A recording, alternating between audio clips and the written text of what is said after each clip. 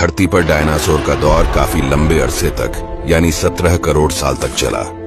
उस वक्त हमारा भारत अफ्रीका से जुड़ा हुआ था। यह साल में कुछ इंच की रफ्तार से धीरे धीरे उत्तर की ओर बढ़ रहा था और इसकी मुलाकात एशिया से होने वाली थी, जिसके बाद एक बार फिर पृथ्वी की सतह के नीचे से पिघली हुई चट्टानें ऊपर आकर पश्चिमी भारत के एक बड़े इलाके में फैल गई और फिर एक बड़ा हादसा अचानक सामने आ गया, जिससे सारे डायनासोर विलुप्त हो गए। क्रेटेशियस युग के आखिर में यह जो हादसा हुआ उसमें ज्यादा वजन वाले बहुत कम जानवर ही बच पाए। धूल के गुब्बार की वजह से पृथ्वी पर कई महीनों तक अंधेरा और ठंड बनी रही।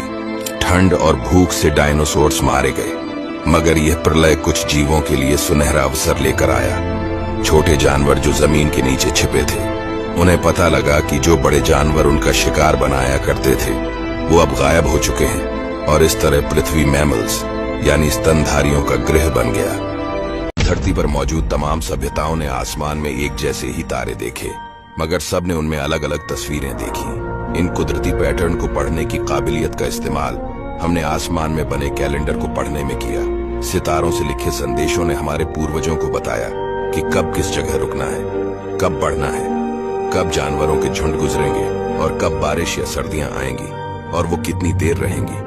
जब उन्होंने देखा कि तारों की गति और पृथ्वी पर मौसम के बदलाव में एक सीधा संबंध है, तो जाहिर है उन्हें यही लगा कि ऊपर आसमान में जो भी होता है उसका असर नीचे धरती पर पड़ता है। उन लोगों के लिए आसमान एक कैलेंडर की तरह था, इसलिए वह ऐसे हलचलों को देखकर वह अंदाजे नहीं लगाते तो और क्या करते।